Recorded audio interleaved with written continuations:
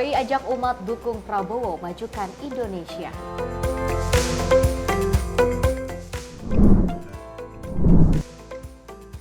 Pemerintah tak impor sejumlah bahan pangan di 2025. KPK cegah Yasona Lauli ke luar negeri.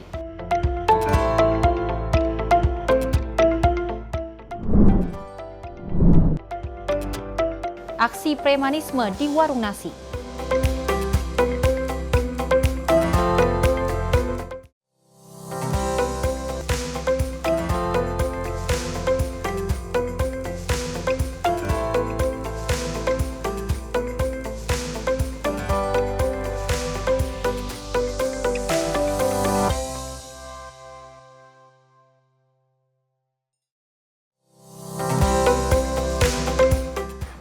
Selamat pagi pemirsa Simpo TV. Selamat pagi Sally. Selamat pagi. Selamat Natal kemarin ya. Selamat Natal buat pemirsa Simpo TV. Dan tentunya juga ini masa-masa Natal ini masih terus kita rasakan hingga saat ini, apalagi ini menjelang tahun baru yang juga nantinya akan dirasakan oleh seluruh masyarakat Indonesia. Kemarin baru saja Presiden Prabowo Subianto dan juga Wakil Presiden Gibran Rakabuming Raka juga sama-sama turut merayakan. Dan hadir juga ditemani oleh Ketua KWI yang juga di sana juga menyampaikan beberapa aspirasinya, dukungannya terhadap Presiden Prabowo Subianto untuk memajukan bangsa Indonesia yang jauh lebih baik lagi. Dan kita ketahui memang perayaan Natal Nasional 2024 banyak sekali makna yang dilontarkan oleh Prabowo Subianto, di mana seperti yang ia katakan, Indonesia adalah Bhinneka Tunggal Ika. Jadi banyak sekali umat-umat yang ikut merayakan di Natal Nasional 2024. Oke, tentunya sejumlah informasi menarik lainnya akan terus kami hadirkan. Ini dia Menyapa Pagi Simpo TV selengkapnya.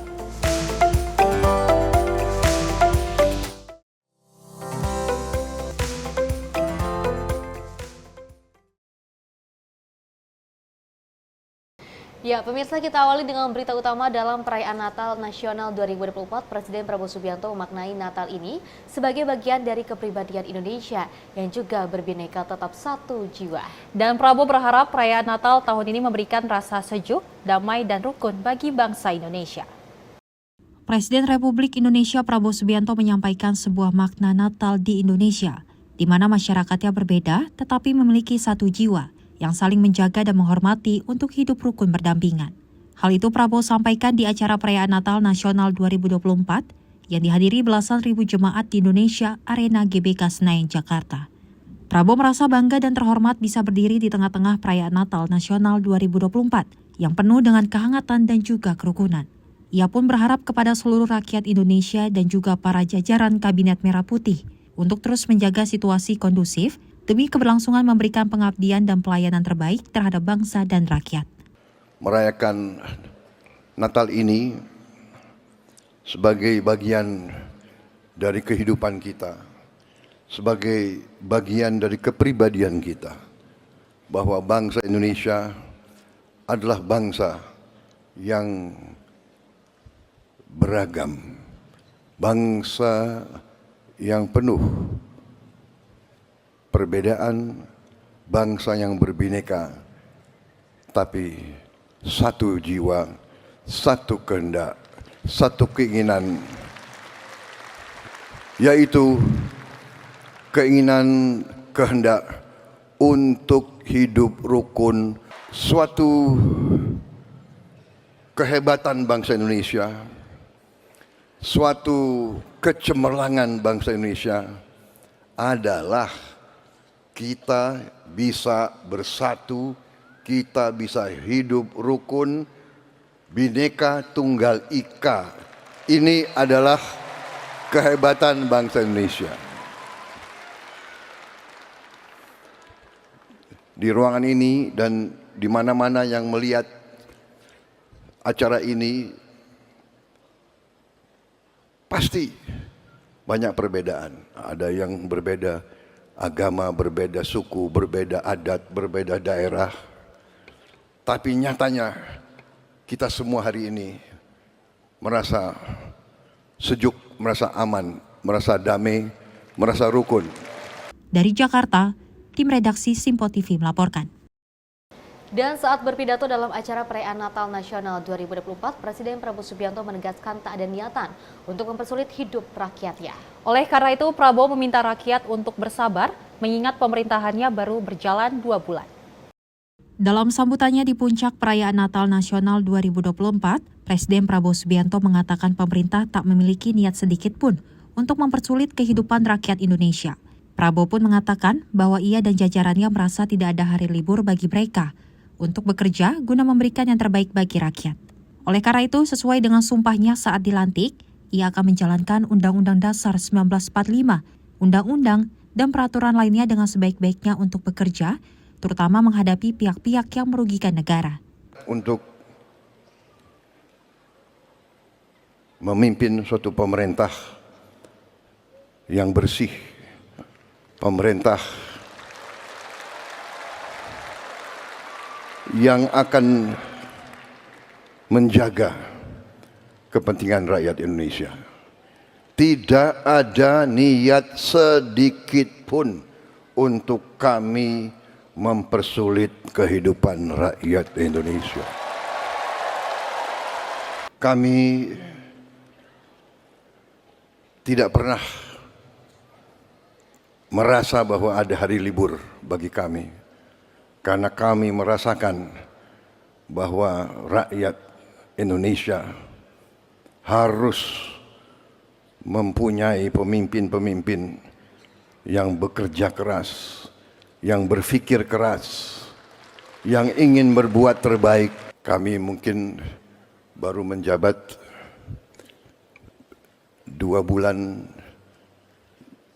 8 hari sampai hari ini mungkin. 2 bulan 8 hari atau 9 hari? 8 hari ya. Baru 2 bulan 8 hari.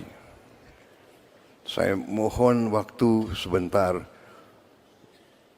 Sabarlah, berilah kesempatan kami untuk bekerja sungguh-sungguh. Dari Jakarta, tim redaksi Simpo TV melaporkan. Pemirsa, Ketua Presidium Konferensi Wali Gereja Indonesia, Antonius Subianto Bunjamin, mengajak rakyat Indonesia untuk terus mendoakan dan juga mendukung pemerintahan Presiden Republik Indonesia, Prabowo Subianto, untuk memajukan Indonesia dan juga mewujudkan harapan rakyat. Ia mengingatkan para umat untuk senantiasa menebarkan kasih kepada sesama dengan didasari oleh bela rasa pada mereka yang rentan. Ia mengatakan, di Indonesia saat ini masih ada sisi gelap. Saat ini yang perlu diterangi yaitu persoalan ketidakadilan, kemiskinan, intoleransi, perdagangan orang, praktik-praktik perjudian dan pinjaman online, dan perusakan lingkungan hidup. Mari kita mulai dari diri sendiri untuk memberikan dukungan kepada pemerintah kita, semua pejabat, tokoh masyarakat, tokoh budaya yang bersama-sama ingin memajukan Indonesia. Marilah kita sekarang pergi ke Bethlehem, di mana Tuhan hadir, agar kita tetap optimis membawa terang dan pengharapan di tengah kegelapan dan keputusasaan, serta menghadirkan kasih, persaudaraan dan bela rasa di tengah kesulitan hidup yang rawan konflik. Ia pun kembali mendoakan pemerintah dapat mewujudkan Indonesia selayaknya Bethlehem, yang merupakan tempat Tuhan lahir. Terdapat sinar kasih, persaudaraan dan bela rasa memancar dari pemerintahan Republik Indonesia bersama dengan Kabinet Merah Putih. Ketua KWI meminta kepada umat untuk terus mendukung pemerintah agar dapat membersihkan kegelapan dari berbagai aspek. Hal ini untuk kemajuan bangsa Indonesia yang dapat menjadi pribadi yang memuji serta memuliakan Tuhan. Mari kita doakan dan kita dukung pemerintah menjadi Bethlehem baru yang menyingkirkan kegelapan-kegelapan di berbagai negara, di berbagai sisi aspek Indonesia, sehingga siapapun kita semua secara bersama-sama mau dan mampu mengontrol hati dan budi, menjaga mulut dan tangan hingga tetap memuji dan memuliakan Tuhan. Tim redaksi Simpo TV melaporkan. Kita beralih ke informasi lainnya. Para ketua umum dari Koalisi Indonesia Maju Plus mendatangi kediaman Presiden Prabowo Subianto di Kertanegara pada Sabtu petang kemarin. Pertemuan ini disebut untuk membahas kondisi politik hingga ekonomi di akhir tahun. Presiden Prabowo Subianto memanggil para ketua umum partai politik dari Koalisi Indonesia Maju untuk membahas seputar kondisi ekonomi dan politik di penghujung tahun 2024. Dalam pemanggilan ini, Ketum Partai Amanat Nasional Zulkifli Hasan Ketum Partai Demokrat Agus Harimurti Yudhoyono, Ketum Partai Golkar Bahlil Lahadalia, mewakili Ketua Partai Nasdem Victor Laiskodat, Presiden PKS Ahmad Saiku, serta Ketum Partai PKB Muhaimin Iskandar. Adapun dalam pertemuan ini, elit Partai Gerindra turut menemani Prabowo pada pertemuan ini, seperti Ahmad Muzani hingga Sufmi Dasko Ahmad. Pertemuan yang berlangsung di Kertanegara, kediaman milik Prabowo ini berlangsung pada pukul 5 petang hingga 7 malam waktu Indonesia Barat. Ketua Umum Partai Golkar Bahlil Lahadalia menyampaikan usai pertemuan ini, rombongannya tersebut langsung bertolak menuju lokasi Natal Nasional 2024 yang berlangsung di Indonesia Arena Kompleks Gelora Bung Karno, Jakarta. Pak, sedikit Pak. Pak, sebentar aja Pak. Pak, boleh sebentar aja Pak. Maaf, Bapak udah naik. Lebih lanjut, melalui pertemuan ini, detail dari pembahasan belum dapat dipastikan, mengingat para ketum parpol beserta Prabowo harus menghadiri Natal Nasional 2024 dengan waktu yang bersamaan. Dari Jakarta, Max Tio Malau, Simpo TV melaporkan. Sementara itu, pemerintah melalui Kementerian Perumahan dan Kawasan Permukiman atau Kemen PKP optimistis bisa membangun 3 juta rumah setiap tahunnya. Sejumlah investor mengaku tertarik dengan program pemerintah ini. Hal tersebut disampaikan Ketua Satgas Percuma, Haskim Coyo Hadi Kusumo, usai menghadiri acara perayaan Natal dan bakti sosial. Pemberian sembako kepada para hunian rumah susun di rusun lokasi binaan Rawabuaya, Cengkareng, Jakarta Barat, Kamis malam. Menurut adik kandung Presiden Prabowo Subianto ini, saat ini pemerintah melalui Kementerian Perumahan dan Kawasan Permukiman atau Kemen PKP berencana membangun 3 juta rumah dan apartemen setiap tahunnya. Sejumlah negara investor seperti Tiongkok, Qatar, dan Uni Emirat Arab mengaku tertarik dengan program pemerintah ini. Secara pemerintah, target pemerintah adalah untuk membangun 3 juta unit apartemen dan rumah setiap tahun. Pak Prabowo kan 5 tahun, Presiden ya kita harapkan 15 juta unit apartemen dan rumah di desa. Kita selesaikan dalam 5 tahun. Kalau Tiongkok sudah ada komitmennya atau masih baru? Banyak yang menyatakan minatnya. Dari Qatar sudah ada tawaran 6 juta unit. Dari Abu Dhabi, dari Emirat 1 juta. Masih, ini kan kegiatan pertama nih dari Kementerian Perumahan. Sebenarnya apa sih pesan yang mau disampaikan kepada masyarakat? Pesan bahwa pemerintah, yang ini parah, pesan kita adalah pemerintah sangat serius untuk melaksanakan program perumahan yang tadi disebut 15 juta. Dan Pak Ara Sirait ditugaskan untuk melaksanakan program ini. Ya. Itu pesannya. Sementara itu, Menteri PKP Marwarar Sirait mengklaim selama 2 bulan pemerintah Prabowo, sebanyak 34.000 unit rumah sudah terbangun. Sudah sekitar 34.000, ya, 34.000 lebih. Ya, kita besok saya akan ke ke Bogor. Kemudian beberapa hari lagi saya akan ke Bandung, ke tempatnya Ketua Reng, untuk melihat bagaimana ready stock FLTP, Pak Ketua. Ya, sudah sekitar 40.000 ya, yang ready stock. Jadi ini bayangkan pengembang juga berbetul, barangnya sudah ada, peminatnya sudah ada, rumahnya sudah ada, sudah siap akar. Jadi ini kebijakan yang luar biasa karena kebijakan Pak Prabowo ini dan Pak Hasim menggerakkan ini ratusan sektor, cat, semen, pasir, kayu, paralon, asbes, segala macam, mebel, kaca, menggerakkan ekonomi. Jadi ini adalah kebijakan yang betul-betul menggerakkan ekonomi dan rakyat. Sementara itu, dalam rangka perayaan Natal tahun ini, Kementerian PKP menyalurkan ribuan paket sembako kepada para penghuni rumah susun di 4 lokasi berbeda di Jakarta Barat, seperti Rusun Tegal Alur dan Pesakih di Kalideres, serta Rusun Flamboyan dan Rusun Rawabuaya Cengkareng. Dari Jakarta, kontributor Simpo TV melaporkan.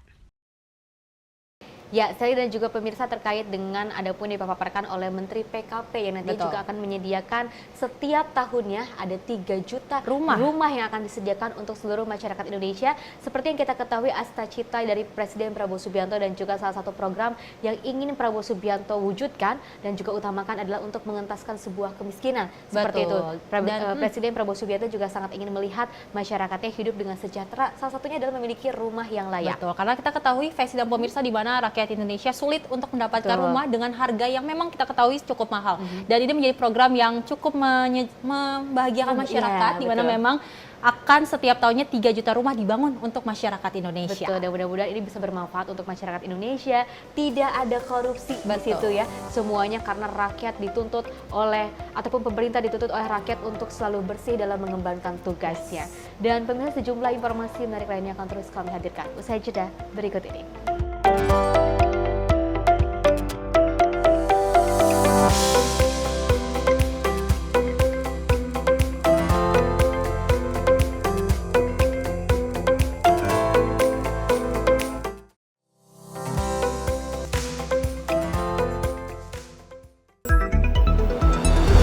Jadilah yang pertama mengetahui perkembangan terkini seputar informasi dari lembaga parlemen. Punya data nasional, tidak ada satupun backup berarti kan? Tiba-tiba ada putusan yang nggak masuk akal dan seperti ini gitu. Kita biarkan rekomendasi kepada KPK, periksa! Kami hadirkan informasi paling akurat untuk mengawal setiap informasi dalam rapat komisi dan paripurna. Tentunya bersama saya Andi Rezaldi yang telah kami rangkum dalam program Sinpo Parlemen. Saya Arif Rifani. Saksikan Sinpo Parlemen setiap Sabtu pukul 6 pagi hanya di Sinpo TV. Pemirsa, Sinpo TV kembali hadir menemani Anda dengan berbagai informasi yang telah kami rangkum dalam sepekan. Sajian lengkap informasi sepekan kami hadirkan untuk Anda. Badan Legislasi DPR menemui masa unjuk rasa di depan gedung DPR RI Senayan, Jakarta. Menemani akhir pekan Anda bersama keluarga dengan rangkuman berita menyeluruh dalam Sinpo Sepekan setiap minggu pukul 6 pagi hanya di Sinpo TV. Kami hadir dengan rangkaian informasi dari berbagai penjuru dunia. Topik dan isu yang tengah menjadi sorotan mancanegara dikemas dengan lengkap untuk Anda.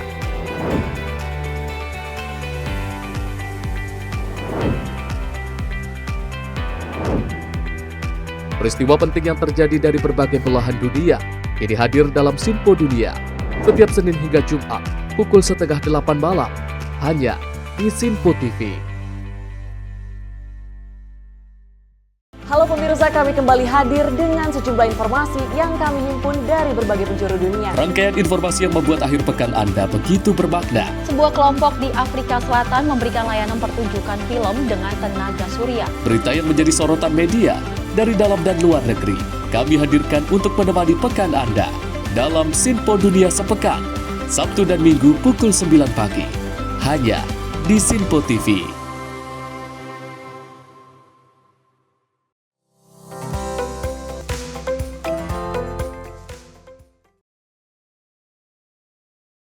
Terima kasih pemirsa, Anda masih menyaksikan Menyapa Pagi Sinpo TV dan kita lanjutkan informasinya di mana Menteri Koordinator Bidang Pangan Zulkifli Hasan ini mengatakan bahwa pemerintah sudah sepakat untuk tidak akan mengimpor sejumlah bahan pangan pada tahun depan.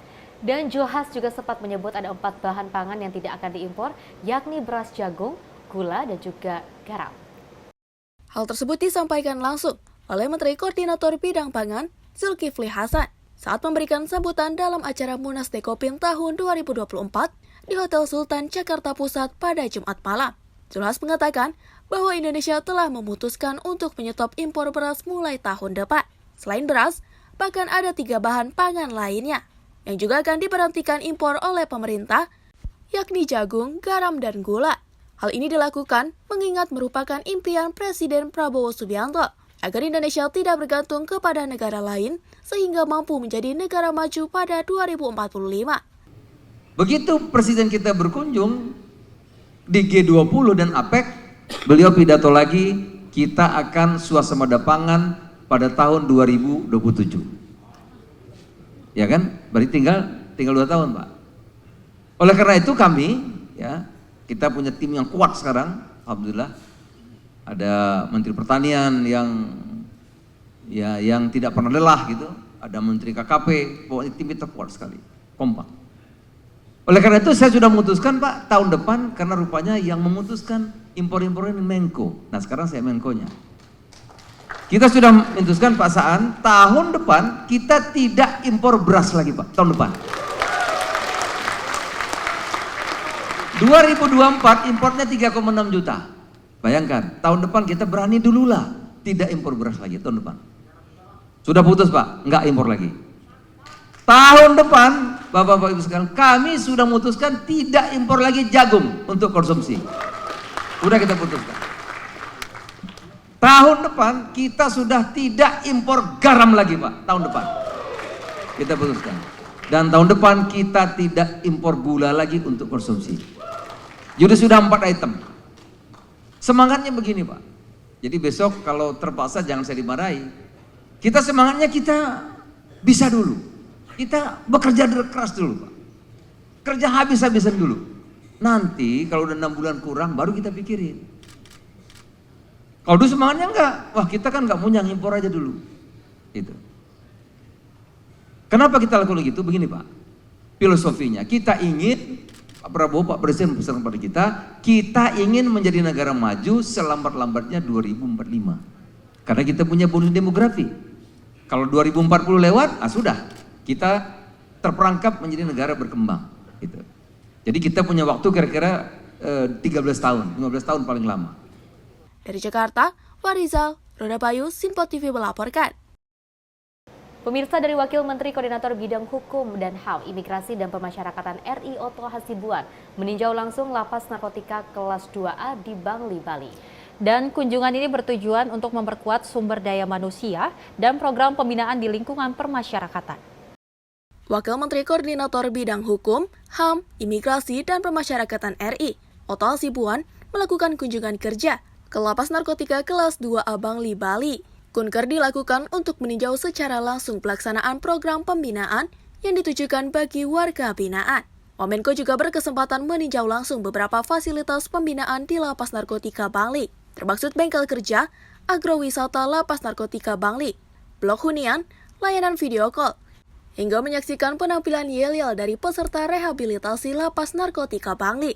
Oto mengapresiasi upaya kolaborasi lapas dengan berbagai pihak eksternal, seperti lembaga pelatihan kerja dan organisasi masyarakat, untuk mendukung pelaksanaan program pembinaan yang lebih komprehensif. Tim redaksi Sinpo TV melaporkan.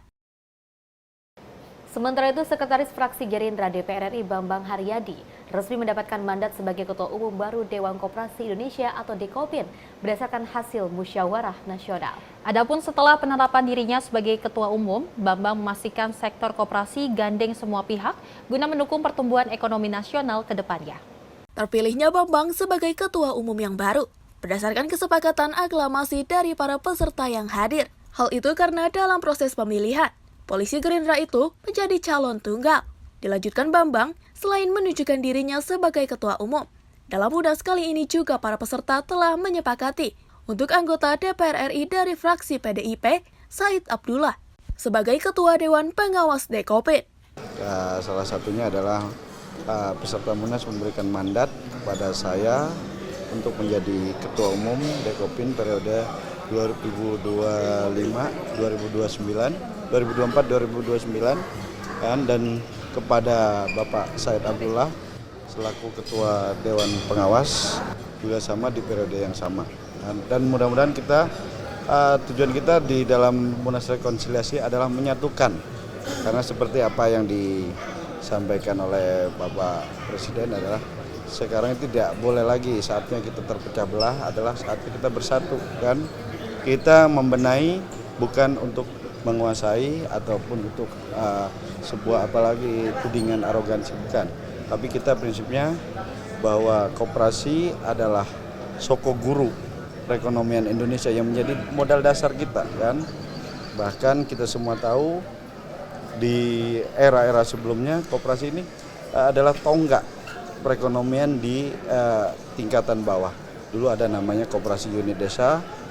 Saya selaku Sekretaris Fraksi dari Partai Gerindra DPR RI juga kami akan menyampaikan kepada Bapak Presiden bahwa program-program sebelumnya terkait koperasi seperti Koperasi Unit Desa patut kita hidupkan kembali untuk penguatan ketahanan pangan ke depannya seperti program pemerintah saat ini.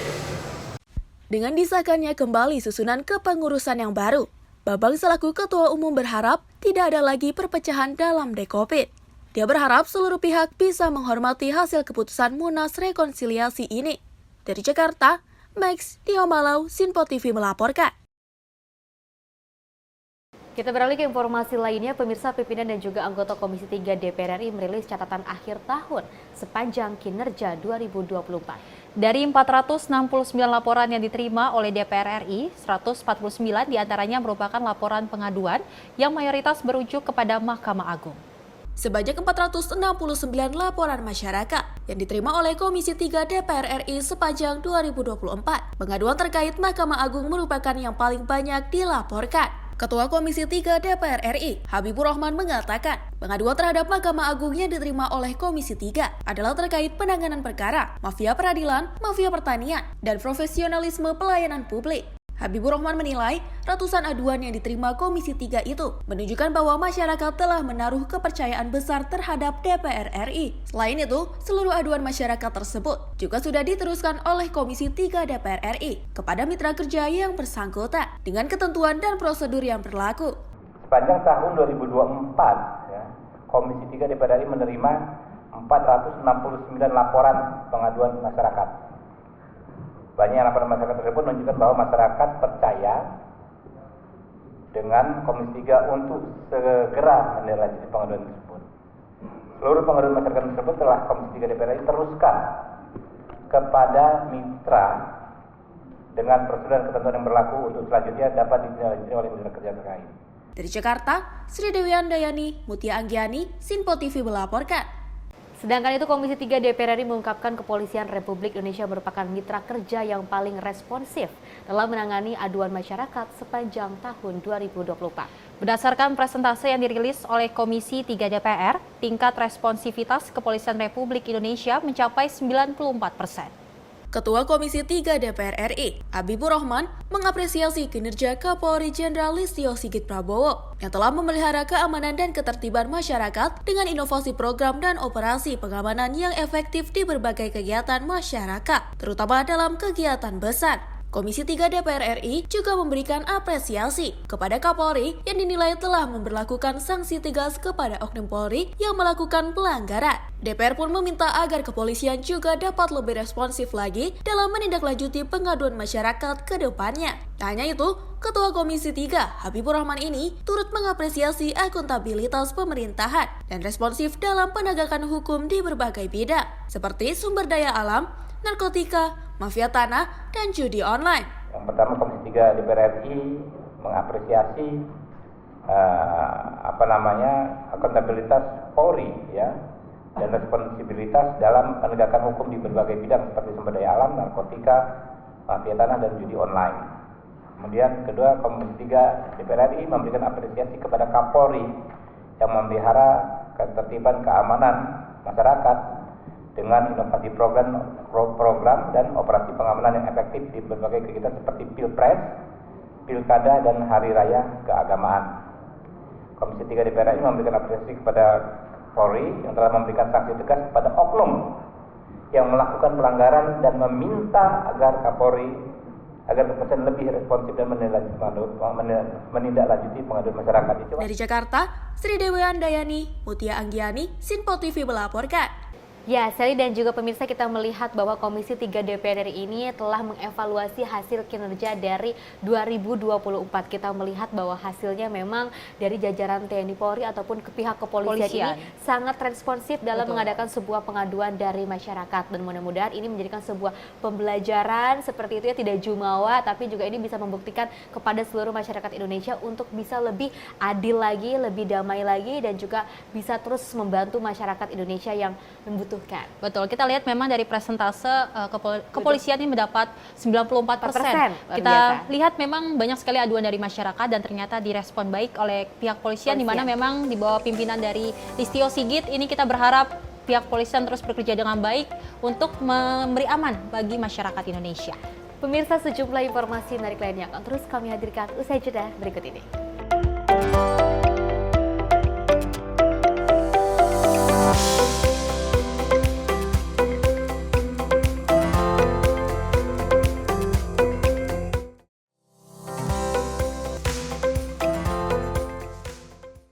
Halo, selamat pagi pemirsa Sinpo TV. Selamat pagi Andi. Selamat pagi, Fen. Beragam informasi terbaru hadir menemani Anda sebelum memulai hari. itu memang dari Menteri Perhubungan juga mendukung, Betul. dari Menteri Keuangan juga mendukung, dan kita sebagai masyarakat pun juga Harus mendukung. Mengangkat isu yang tengah menjadi pembicaraan paling hangat. Semarakan pagi Anda bersama Menyapa Pagi. Setiap Senin hingga Jumat pukul 6 pagi. Hanya di Sinpo TV. Halo, selamat malam pemirsa. Senang sekali rasanya kami mengisi ruang informasi Anda. Akhiri aktivitas Anda dengan rangkuman perkembangan peristiwa yang terjadi sepanjang hari. Sebelumnya kita saksikan ada sekitar 3.000 tamu undangan, sementara di Ibu Kota Nusantara ini ada sekitar 2.000 tamu undangan. Rangkaian informasi nasional dan mancanegara dirangkum sebagai penutup hari dalam Menyapa Malam. Setiap Senin hingga Jumat pukul 8 malam, hanya di Sinpo TV. Kami hadir dengan rangkaian informasi dari berbagai penjuru dunia. Topik dan isu yang tengah menjadi sorotan mancanegara dikemas dengan lengkap untuk Anda.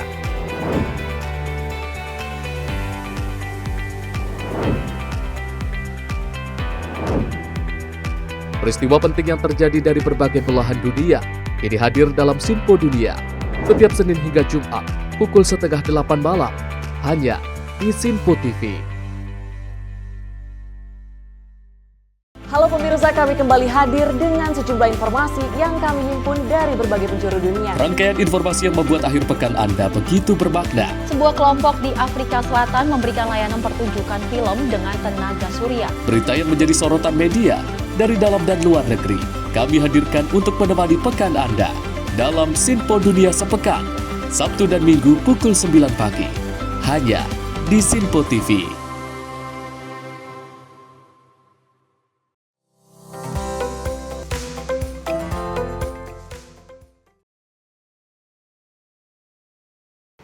Selamat pagi pemirsa, Anda masih menyaksikan Menyapa Pagi Sinpo TV dan kita lanjutkan informasinya di mana jajaran elit Partai PDI Perjuangan ini langsung buka suara usai penetapan sekjennya Hasto Kristianto sebagai tersangka oleh KPK. Dan Ketua DPP PDI Perjuangan Roni Talapesi mengatakan partainya akan kooperatif dalam menangani kasus hukum sekjen PDI Perjuangan Hasto Kristianto. Ketua DPP PDIP Bidang Kehormatan Partai, Komarudin Watubun, Wakil Sekjen PDI Perjuangan, Adian Napitupulu, dan Ketua DPP Partai Demokrat Indonesia Perjuangan, Roni Talapesi, menanggapi penetapan status tersangka terhadap Sekretaris Jenderal PDIP, Hasto Kristianto, oleh Komisi Pemberantasan Korupsi kemarin. Roni mengatakan internal PDIP maupun Sekjen Hasto akan mentaati seluruh proses hukum yang akan dilakukan oleh KPK ke depannya guna membuktikan apakah benar Hasto terlibat atau tidak pada kasus ini. Pernyataan tersebut dirilis oleh Roni bersama jajaran internal Partai PDIP di kantor DPP PDIP Jakarta pada kemarin malam. Menurut Roni, penetapan tersangka terhadap Hasto merupakan dugaan adanya unsur politisasi hukum yang dilakukan pihak KPK atas kasus Harun Masiku 5 tahun lalu. PD Perjuangan dan Sekjen DPP PD Perjuangan telah dan akan selalu mentaati proses hukum dan bersifat kooperatif. Kedelapan, PDI Perjuangan lahir dari cita-cita besar membawa Republik ini berjalan di atas rel demokrasi dengan prinsip negara hukum yang adil dan transparan. Yang terjadi saat ini adalah politisasi hukum. Adapun penetapan tersebut dibeberkan KPK usai mendapatkan seluruh bukti kuat keterlibatan Hasto terhadap kasus Harun Masiku pada 2019 silam. Kedepannya, KPK akan terus memanggil ulang beberapa orang pada surat pemberitahuan penyidik kedua yang terbit pada Senin lalu. Lebih dalam, melalui penetapan yang dilakukan oleh KPK, serta respon dari Partai PDIP ini, mampu memberikan proses hukum yang transparan tanpa adanya intervensi ataupun politisasi sebagaimana yang diutarakan oleh internal PDIP. Sehingga kasus buronnya Harun Masiku dapat diselesaikan secara cepat. Dari Jakarta, Max, juru kamera Azizul Hakim, Tim Liputan Sinpo TV. Dan untuk merespon penetapan Hasto Kristianto pemirsa sebagai tersangka pada kasus Harun Masiku oleh KPK, Ketua DPP PDI Perjuangan Komarudin Watubun juga menyebutkan partainya mendapatkan kado mengejutkan ketika sedang sibuk merayakan malam Natal. Dalam kesempatan tersebut, Komar mengatakan penetapan ini mengkonfirmasi atas pernyataan Ketum PDIP Megawati Soekarno Putri pada 12 Desember lalu soal intervensi pihak luar menjelang Kongres PDIP tahun depan. Partai Demokrasi Indonesia Perjuangan mengaku mendapatkan kado mengejutkan pada momentum perayaan Natal dengan berita penetapan status tersangka oleh Sekjen Partai PDIP Hasto Kristianto pada kasus dugaan suap pergantian antar waktu anggota DPR periode 2019-2024. Ketua DPP PDI Bidang Kehormatan Partai Komarudin Watubun menyebut seluruh internal partainya sedang memiliki kesibukan pada perayaan Natal, namun dikejutkan dengan status baru Sekjen Hasto oleh KPK. Adapun Komarudin mengatakan, penetapan ini juga turut mengkonfirmasi pernyataan Ketua Umum Partai PDIP, Megawati Soekarnoputri, soal adanya pihak luar partai yang hendak mengganggu Partai PDIP menjelang Kongres partainya pada tahun depan. Ini masalahnya kita lagi sibuk. Natalan ini kita dikasih hadiah Natal dengan Sekjen masuk ditetapkan jadi tersangka, jadi sorry. Nah, sebenarnya peristiwa ini mengkonfirmasi apa yang disampaikan oleh Ibu Ketua Umum pada tanggal 12 Desember bahwa partai akan di-out pada rencana Kongres nanti. Jadi ini sebenarnya penegasan. Jadi penetapan Sekjen sebagai tersangka hari ini semakin mengukuhkan keyakinan kami orang partai bahwa oh ya ini bagian dari membenarkan apa yang disampaikan oleh Ibu Ketua Umum. Lebih luas, atas kabar mengejutkan ini, Partai PDIP diharap dapat menjalani proses hukum yang akan dilaksanakan ke depannya oleh pihak KPK, tanpa melibatkan tendensius kepada pihak-pihak lain agar tidak menimbulkan huru-hara bagi masyarakat. Dari Jakarta, Max, juru kamera Azizul Hakim, tim liputan Sinpo TV. Sementara itu, Wakil Presiden Gibran Rakabuming Raka memberikan respon soal penetapan tersangka Sekjen PDIP Hasto Kristianto oleh Komisi Pemberantasan Korupsi. Dan Wapres Gibran menegaskan kasus tersebut tidak ada kaitannya dengan dirinya. Dan Wapres Gibran juga meminta awak media untuk menanyakan soal Sekjen PDIP tersebut ke Komisi Pemberantasan Korupsi. Sekjen PDIP Hasto Kristianto ditetapkan menjadi tersangka kasus dugaan suap yang melibatkan DPO KPK yang juga mantan caleg PDIP Harun Masiku. KPK mengumumkan penetapan Hasto Kristianto sebagai tersangka kasus suap Komisioner KPU periode 2017 hingga 2022 Wahyu Setiawan. Hasto menjadi tersangka bersama-sama dengan Harun Masiku yang saat ini masih menjadi buron. KPK mendasarkan penetapan tersangka terhadap Hasto pada Undang-Undang Nomor 8 Tahun 1981 tentang Hukum Acara Pidana. Kemudian Undang-Undang Nomor 31 Tahun 1999 tentang Pemberantasan Tindak Pidana Korupsi, sebagaimana telah diubah dengan Undang-Undang Nomor 20 Tahun 2001 tentang perubahan atas Undang-Undang Nomor 31 Tahun 1999 tentang Pemberantasan Tindak Pidana Korupsi. Selain itu, Undang-Undang Nomor 30 Tahun 2002 tentang Komisi Pemberantasan Tindak Pidana Korupsi, sebagaimana telah beberapa kali diubah terakhir dengan Undang-Undang Nomor 19 Tahun 2019 tentang perubahan kedua atas Undang-Undang Nomor 30 Tahun 2002 tentang Komisi Pemberantasan Tindak Pidana Korupsi. Dalam penjelasannya, KPK mengungkapkan Hasto ditetapkan sebagai tersangka karena memberikan hadiah atau janji kepada Wahyu Setiawan selaku anggota KPU RI. Menanggapi kasus tersebut, Wakil Presiden RI Gibran Rakabuming menyatakan bahwa dirinya tak mengetahui terkait proses hukum yang sedang dilaksanakan oleh KPK hingga akhirnya menetapkan Hasto sebagai tersangka. Wapres Gibran menegaskan, kasus tersebut tidak ada kaitan dengan dirinya. Wapres Gibran juga meminta awak media untuk menanyakan soal Sekjen PDIP tersebut ke Komisi Pemberantasan Korupsi.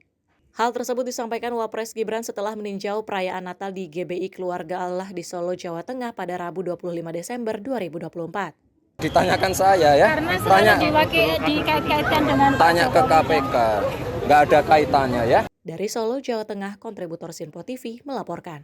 Selain itu, Presiden ke-7 Republik Indonesia Joko Widodo menanggapi dirinya dikaitkan dengan penetapan tersangka KPK terhadap Sekjen PDIP Hasto Kristianto. Jokowi hanya menegaskan dirinya telah purna tugas sebagai Presiden Republik Indonesia. Komisi Pemberantasan Korupsi menetapkan Sekjen PDIP Hasto Kristianto sebagai tersangka korupsi dari kasus Harun Masiku. Penetapan ini terkait suap pergantian antar waktu terhadap mantan Komisi Pemilihan Umum Wahyu Setiawan. Sebelumnya, Ketua DPP PDIP Roni Talapesi menyampaikan, alasan sesungguhnya ditetapkannya Hasto Kristianto sebagai tersangka adalah karena politisasi dan menyinggung soal Jokowi. Menanggapi nama dan keluarganya yang masih disangkut pautkan dengan penetapan Hasto sebagai tersangka, Jokowi mengatakan jika dirinya menghormati proses hukum yang ada. Mantan Presiden RI 2 periode tersebut juga tidak mempermasalahkan jika selama ini namanya masih disangkutkan soal penetapan Hasto sebagai tersangka korupsi bersama Harun Masiku. Pak Hasto kan ditetapkan sebagai tersangka di KPK ya Pak, tapi nama Bapak itu masih disangkut pautkan atas ya, hormati seluruh proses hukum yang ada. Udah. Tapi nggak apa-apa Pak, nama-namanya dicatut Pak, masih dibawa-bawa Pak. Pak Jokowi sama keluarga masih di bawah. Udah purna tugas pensiunan nggak tahu. Terima kasih Pak Jokowi. Seperti diketahui, Ketua KPK Setio Budianto menyampaikan bahwa penetapan tersangka terhadap Sekjen PDIP Hasto Kristianto ini setelah pihaknya melakukan pengembangan atas perkara yang kini masih ditangani. Dari Solo, Jawa Tengah, kontributor Sinpo TV melaporkan. Pemirsa, Sekretariat Jenderal Partai Demokrasi Indonesia Perjuangan Hasto Kristianto akhirnya buka suara usai dirinya ditetapkan sebagai tersangka oleh Komisi Pemberantasan Korupsi. Dan Hasto mengatakan partainya akan menghormati proses hukum yang berjalan. Sekjen Partai Demokrasi Indonesia Perjuangan Hasto Kristianto akhirnya buka suara usai dirinya ditetapkan sebagai tersangka oleh Komisi Pemberantasan Korupsi. Hasto mengatakan partainya menghormati proses hukum tersebut. Hasto mengatakan PDIP termasuk dirinya taat hukum. PDIP, kata dia, adalah partai yang menjunjung tinggi supremasi hukum. Hasto juga menyinggung soal sikapnya yang mengkritisi berbagai hal. Dia memahami bakal menghadapi risiko ketika menyampaikan pandangan kritis. Terima kasih seluruh masyarakat Indonesia yang saya cintai dan banggakan. Setelah penetapan saya sebagai tersangka oleh KPK, maka sikap dari PD Perjuangan adalah menghormati keputusan dari KPK. Kami adalah warga negara yang taat hukum. PD Perjuangan adalah partai yang menjunjung tinggi supremasi hukum.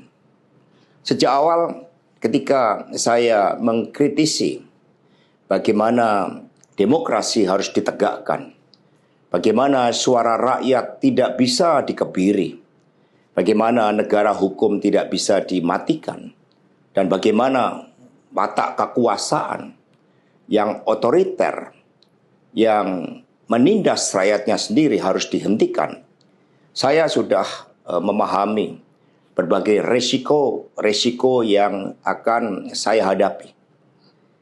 Maka sebagai murid Bung Karno, saya mengikuti apa yang tertulis di dalam buku Cindy Adam ini.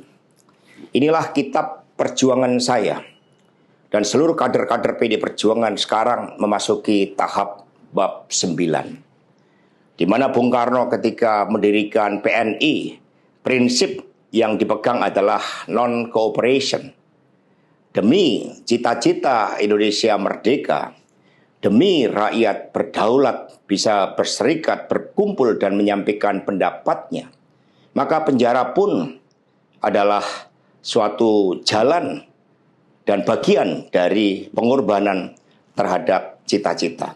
KPK sebelumnya resmi mengumumkan Hasto Kristianto sebagai tersangka suap terkait buronan Harun Masiku. Hasto disebut aktif mengupayakan Harun memenangkan kursi anggota DPR pada pemilu 2019 melalui proses pergantian antar waktu atau PAW. Dia juga menjadi tersangka dalam kasus dugaan perintangan penyidikan. Hasto diduga melakukan perintangan dalam kasus suap PAW anggota DPR sejak operasi tangkap tangan digelar. Salah satunya dia diduga memerintahkan sejumlah ponsel dirusak dan dibuang. Dari Jakarta, Dio Malau, Rona Bayu, Sinpo TV melaporkan. Pemirsa, ternyata tidak hanya Sekjen PDI Perjuangan Hasto Kristianto yang dicegah ke luar negeri. Berdasarkan informasi yang dihimpun, Komisi Pemberantasan Korupsi juga mencegah Ketua DPP PDIP Yasona Lauli untuk meninggalkan wilayah hukum Indonesia. Hasto dan Yasona dilarang meninggalkan tanah air untuk kepentingan penyidikan kasus dugaan suap pergantian antar waktu anggota DPR RI periode 2019 hingga 2024.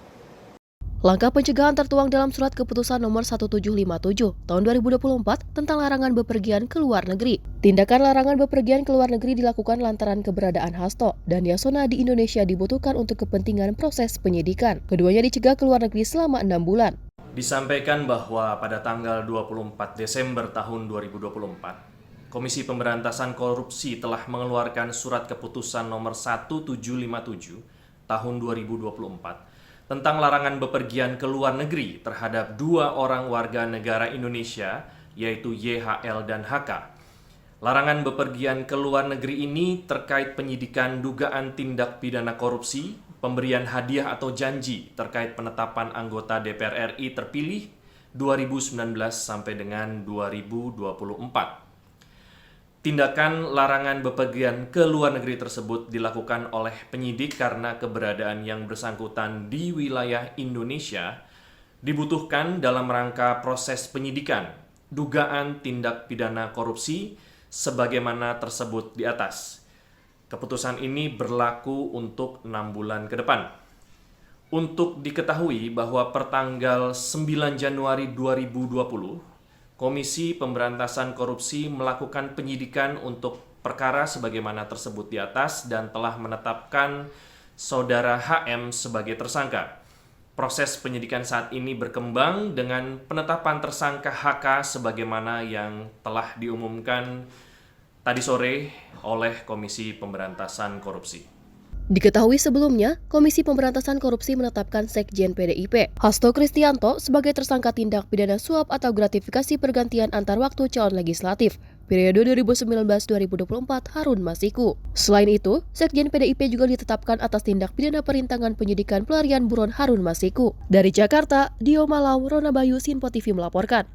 Ya, Seli dan juga pemirsa, ini adalah sebuah teka-teki perpolitikan Indonesia yang sangat dilematis seperti itu ya. Yang pada awalnya ini hanya Hasto Kristianto saja yang dilarang untuk berpergian ke luar negeri. Tapi ini juga ada tambahan 1 orang, yaitu Yasona Lawli yang juga turut untuk tidak diperbolehkan untuk berpergian ke luar negeri ataupun melakukan kunjungan apapun. Kita ketahui memang mudah-mudahan ini ada titik terangnya. Apakah betul Yasona Lawli juga ikut terlibat dalam kasus tersebut? Karena kasus Harun Masiku ini yang sudah 5 tahun lamanya tidak terkuak. Ini hampir 6 tahun, sudah mau menuju 2025. Kita mari-mari doakan sama-sama mudah-mudahan dari kasus ini bisa menemukan titik terangnya. Dan kita ketahui memang dari penetapan tersangka, yaitu Hasto Kristianto, kita berharap banyak dinamika dan kita berharap juga ada peluang untuk mengungkapkan kasus Harun Masiku yang dimana memang ini menjadi sorotan publik dari tahun 2019 hingga ini menuju 2025 belum ada titik terang. Kita berharap pihak kepolisian dan KPK terus bekerja keras ya, Festi.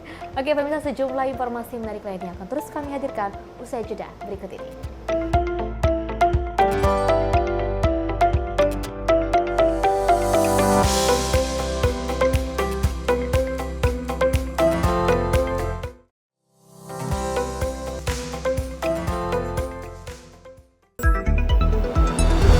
Jadilah yang pertama mengetahui perkembangan terkini seputar informasi dari lembaga parlemen. Punya data nasional, tidak ada satupun backup berarti kan? Tiba-tiba ada putusan yang nggak masuk akal dan seperti ini gitu. Kita biarkan rekomendasi kepada KPK, periksa! Kami hadirkan informasi paling akurat untuk mengawal setiap informasi dalam rapat komisi dan paripurna. Tentunya bersama saya Andi Rezaldi yang telah kami rangkum dalam program Sinpo Parlemen. Saya Arif Rifani. Saksikan Sinpo Parlemen setiap Sabtu pukul 6 pagi, hanya di Sinpo TV. Pemirsa, Sinpo TV kembali hadir menemani Anda dengan berbagai informasi yang telah kami rangkum dalam sepekan. Sajian lengkap informasi sepekan kami hadirkan untuk Anda.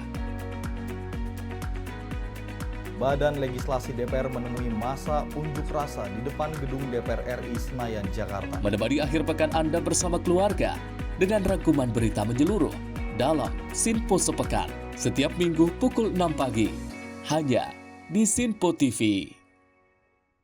Kami hadir dengan rangkaian informasi dari berbagai penjuru dunia. Topik dan isu yang tengah menjadi sorotan mancanegara dikemas dengan lengkap untuk Anda.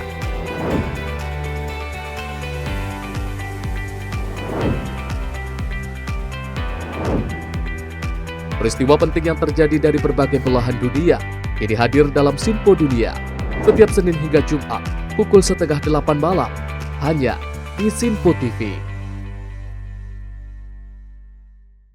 Halo pemirsa, kami kembali hadir dengan sejumlah informasi yang kami himpun dari berbagai penjuru dunia. Rangkaian informasi yang membuat akhir pekan Anda begitu bermakna. Sebuah kelompok di Afrika Selatan memberikan layanan pertunjukan film dengan tenaga surya. Berita yang menjadi sorotan media dari dalam dan luar negeri, kami hadirkan untuk menemani pekan Anda dalam Sinpo Dunia Sepekan, Sabtu dan Minggu pukul 9 pagi, hanya di Sinpo TV.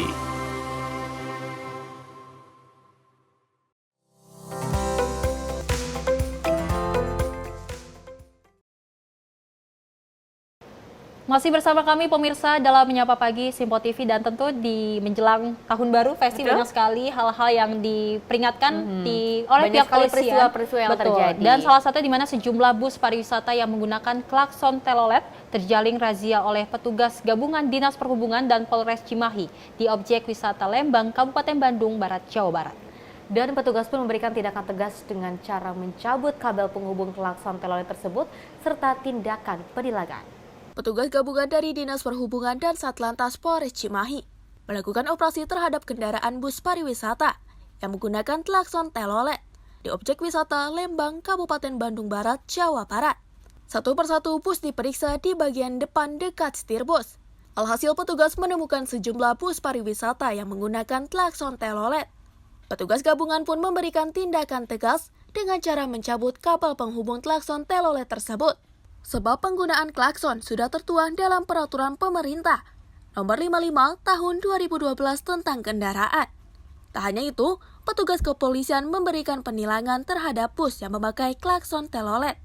Menurut Kepala Dinas Perhubungan Kabupaten Bandung Barat, Fauzan Azami, pencabutan klakson telolet tersebut dilakukan untuk mengantisipasi hal yang tidak diinginkan, seperti kecelakaan yang diakibatkan kelaikan bus. Sebab penggunaan klakson itu bisa mengganggu fungsi pengereman. Untuk di boarding market dari beberapa bis wisata yang hadir sudah dilakukan pemeriksaan secara teknis yang tadi diketemukan masih ada yang menggunakan telolet dan sudah dilakukan tindakan berupa pemutusan jaringan teloletnya, sehingga diharapkan masyarakat khususnya PO tidak menggunakan lagi karena memang berdampak terhadap keselamatan kendaraan dan keselamatan lingkungan. Banyak ya, karena memang ada komunitasnya, kalau dihitung ya lumayan ya, masih banyak. Cuman memang kita lakukan sekarang di tempat-tempat wisata dalam rangka pemenataan. Tapi ke depan ini kita akan langsung tindak lanjuti ke alamat-alamat berdasarkan domisilinya. Jadi dari Dinas Perhubungan mana yang kirnya kita akan berikan surat bahwa kendaraan bis mana yang diketemukan, kita berikan surat informasi ke dinas yang menerbitkan kir. Mudah-mudahan nanti pada saat uji berkala ini bisa langsung ditindak, tidak akan bisa lulus untuk kirnya. Tak hanya razia klakson telolet, petugas juga melakukan pengecekan kelaikan bus, seperti memeriksa rem, ban, serta kondisi bus. Petugas gabungan pun akan terus melakukan hal serupa guna mengantisipasi hal-hal tidak diinginkan. Dari Kabupaten Bandung Barat, kontributor Sinpo TV melaporkan.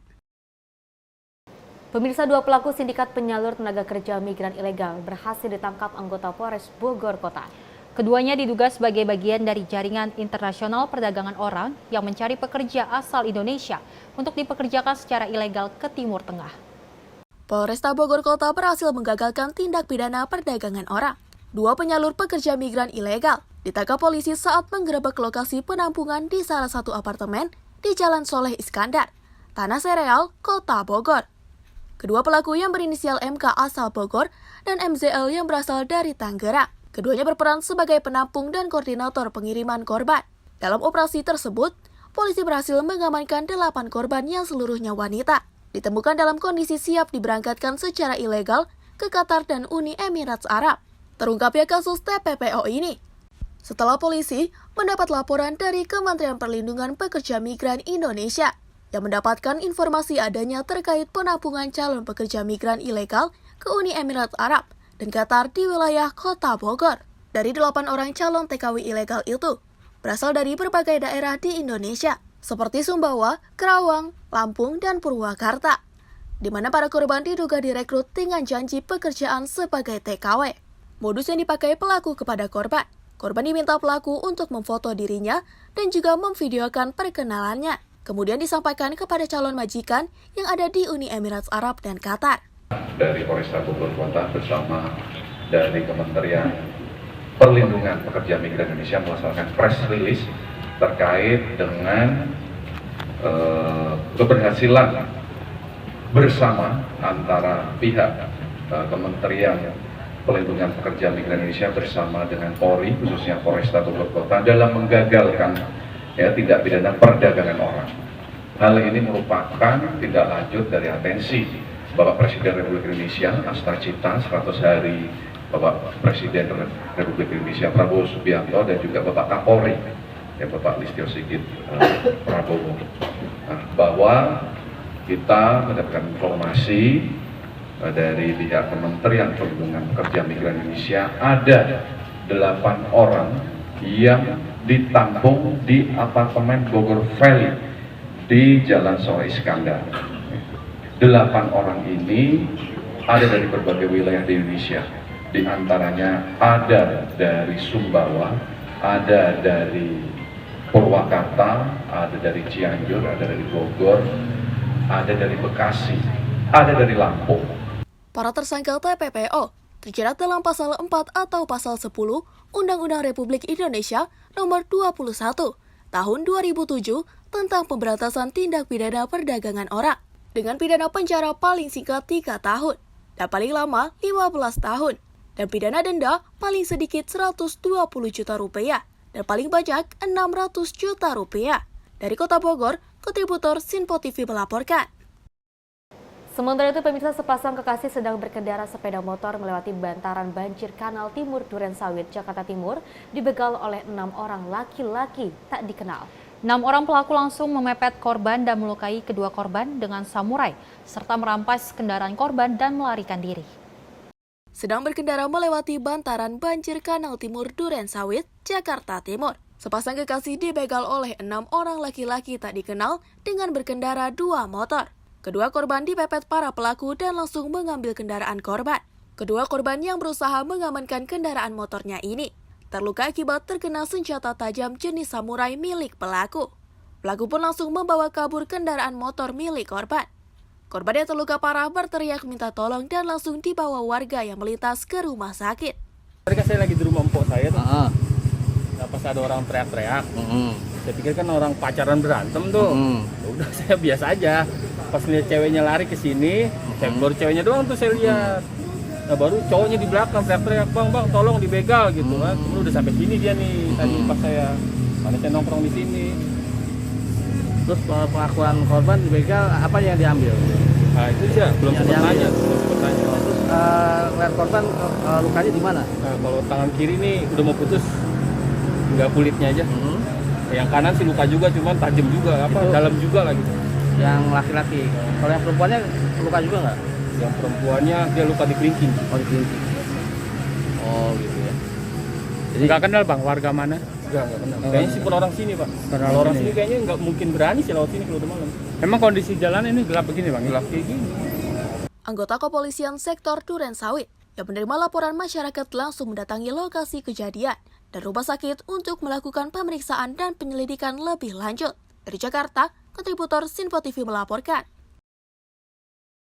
Peristiwa lainnya, pemirsa, aksi perampasan sepeda motor dilakukan kelompokan remaja di bawah umur terekam kamera CCTV. Aksi ini dilakukan para tersangka di siang bolong di jalanan yang ramai. Berbekal rekaman CCTV, 1 dari 7 komplotan remaja di bawah umur berhasil ditangkap unit Reskrim Polsek Medan Area pada Kamis siang. Tersangka berinisial F berusia 16 tahun ini ditangkap petugas di tempat persembunyiannya di Jalan Tua 4 Medan, Sumatera Utara. Kapolsek Medan Area, Kompol Hendrik Fernandes Aritona, Sabtu sore mengatakan komplotan remaja diduga masih berstatus pelajar ini beraksi di siang hari di ruas jalan protokol yang ramai dengan para pengendara lain. Komplotan ini sempat melakukan penganiayaan terhadap korban Calvin Simanjuntak yang saat itu berboncengan dengan 2 rekannya. Modusnya, pelaku bersama 6 rekannya yang masih buron menghadang korban yang mengendarai sepeda motor. Ironinya, komplotan ini tidak takut melakukan aksi kejahatan meski di tempat terbuka dan ramai pengendara yang lalu lalang. Peristiwa perampasan sepeda motor tersebut terjadi di Jalan Denai Medan pada 22 Desember lalu. Mereka ini ingin memiliki sepeda motor milik korban, Calvin Simanjuntak. Untuk tersangka, kami sampaikan kepada rekan-rekan media berdasarkan pemeriksaan terhadap tadi tersangka inisial F, R, A.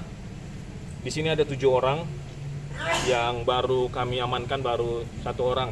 Jadi kami himbau untuk tersangka yang lain yang sudah ada untuk identitasnya untuk menyerahkan diri. Pasti teman-temannya melakukan pemukulan terhadap korban. Ada yang memukul di belakang, di pipi dengan di punggung korban. Dari catatan kepolisian, pelaku bersama komplotannya baru pertama kali melakukan aksi kejahatannya. Akibat perbuatannya, tersangka F terpaksa merayakan tahun baru di dalam sel tahanan Polsek Medan Area. Hendrik mengimbau kepada 6 pelaku yang masih buron untuk menyerahkan diri. Dari Medan, Sumatera Utara, kontributor Sinpo TV melaporkan. Pemirsa, miris tak mau membayar usai menyantap sepiring nasi, seorang pria diduga preman justru nekat memalak seorang pengunjung warung Tegal di kawasan Galur, Kemayoran, Jakarta Pusat.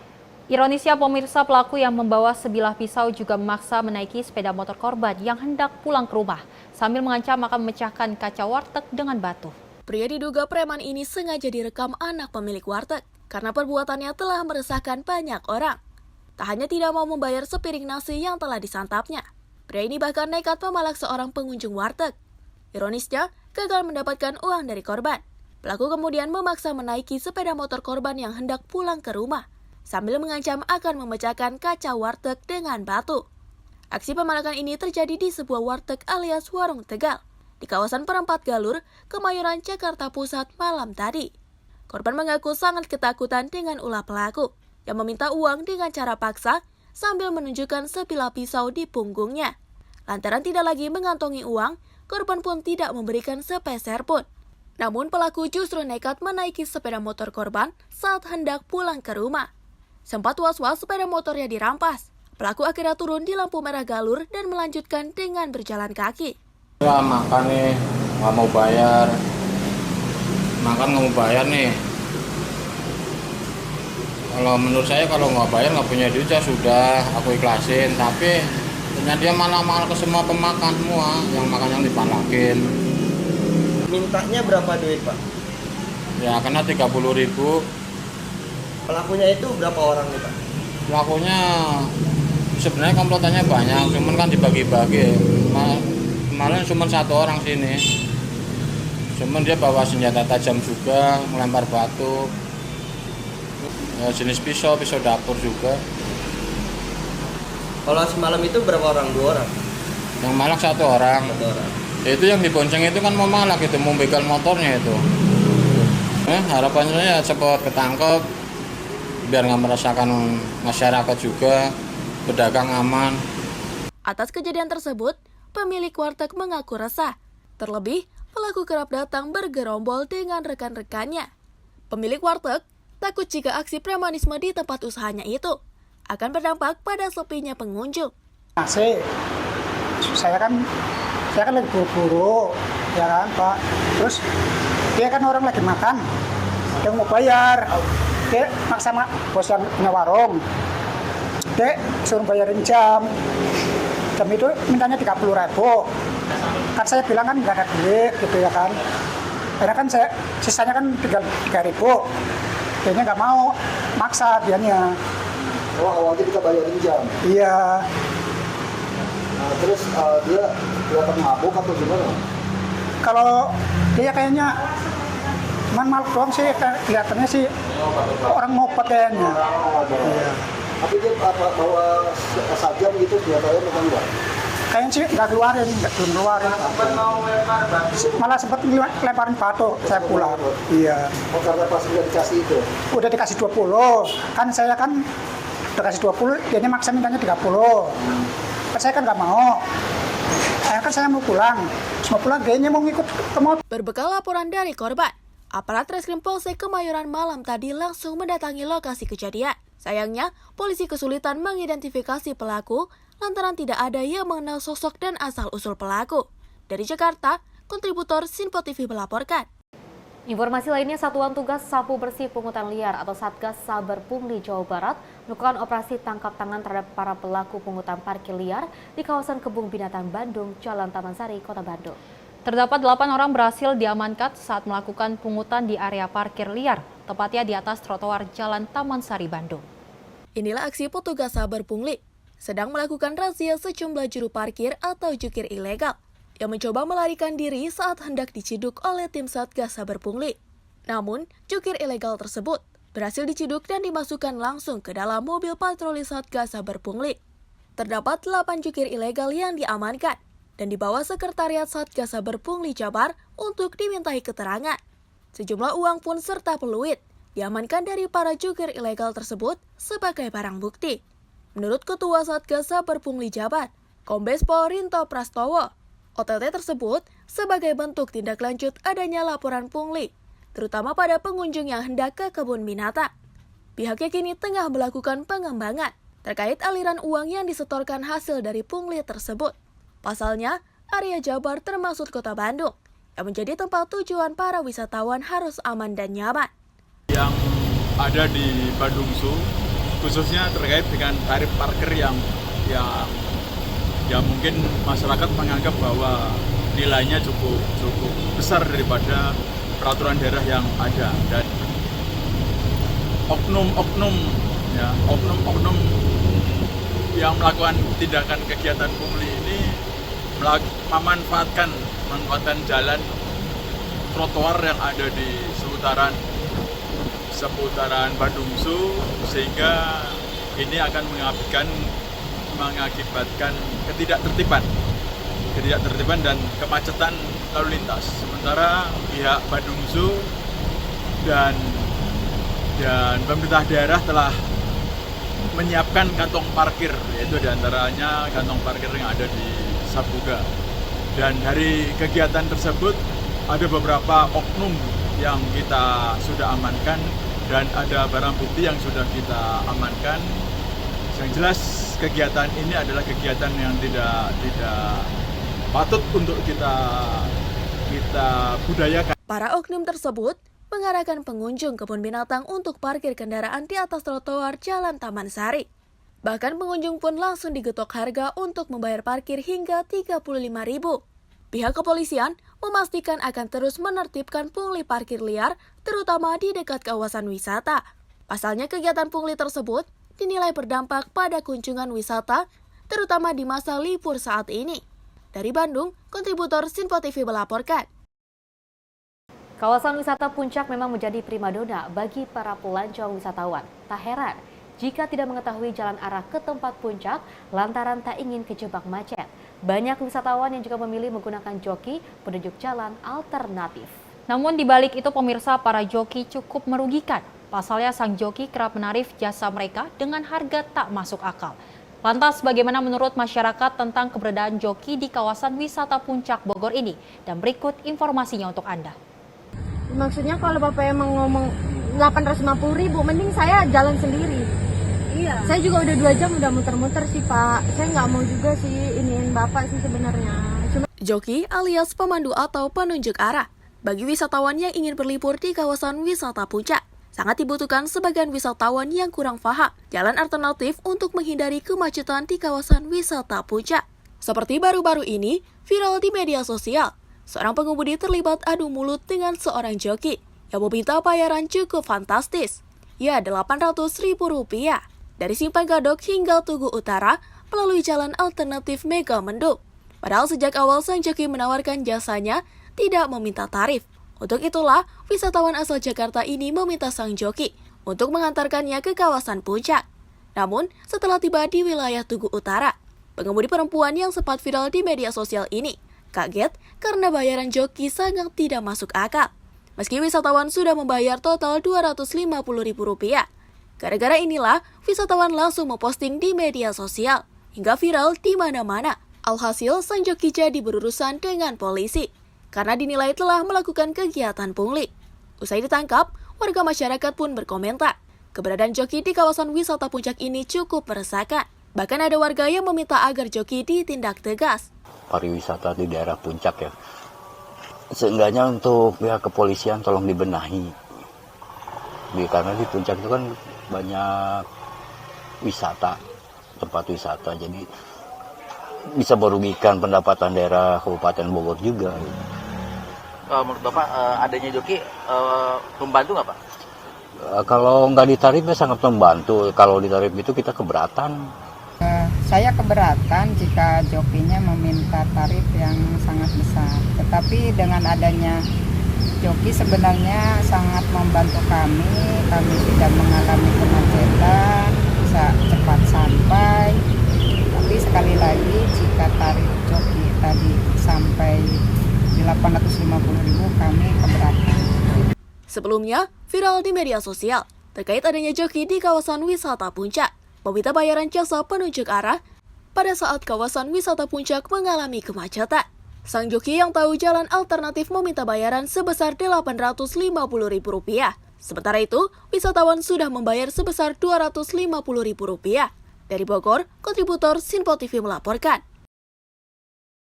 Ya, Sally, ini sangat luar biasa sekali ya peristiwa-peristiwa yang terjadi. Tidak hanya ada joki skripsi ataupun joki tugas, ini juga ada joki alternatif menuju jalan ke puncak. Memang kalau misalnya kita lihat, kalau banyak sekali masyarakat Indonesia yang memang untuk menuju ke puncak ini tidak ada yang tahu. Tapi alangkah lebih baiknya untuk tarifnya jangan semena-mena seperti itu ya. Karena juga kita kan buru-buru gitu seperti itu, ingin merayakan kebersamaan dengan keluarga. Untuk joki-joki ini juga sebaiknya untuk tidak digunakan tarif yang memang sangat naik seperti itu ya. Dan kita lihat juga parkir liar, pungutan liar masih sering marak di Indonesia. Dan memang kita lihat menjelang tahun baru ini banyak sekali wisatawan yang menuju puncak, akhirnya mungkin area puncak dan sekitarnya menjadi macet. Kita lihat memang banyak sekali kasus bahkan joki menarif harga dengan 850 untuk menunjukkan bahkan bisa jalan. Lebih ya, hingga jutaan rupiah. Wow. Ini menjadi perhatian juga bagi pihak kepolisian, di mana ini dapat merugikan masyarakat karena yang harusnya liburan akhirnya jadi boncos karena banyak sekali ongkos yang harus dikeluarkan. Pembelajarannya dari arus mudik, tahun baru dan juga Natal ini adalah harus bisa lebih sabar lagi, harus bisa lebih tahan lagi seperti itu ya, daripada uangnya dikeluarkan berjuta-juta untuk joki alternatif. Mendingan kita sama-sama menikmati rasanya kemacetan bersama-sama dengan keluarga. Betul, menjelang Natal tahun baru ini luar biasa sekali. Kita berharap bahwasanya masyarakat Indonesia dapat merayakan tahun baru dengan damai, sukacita dan penuh harapan baru. Betul, dan ini harapan kita berdua adalah semoga Natal ini bisa dinikmati oleh semua masyarakat Indonesia dan tahun baru ini kita bisa menggembirakan seperti itu ya, dan juga ada kabar-kabar yang bahagia pastinya untuk pemirsa di rumah. Pemirsa, informasi tadi sekaligus mengakhiri jumpa kita. Saya Fesi Rahmadi dan saya Sally Sregar. Terima kasih dan sampai jumpa.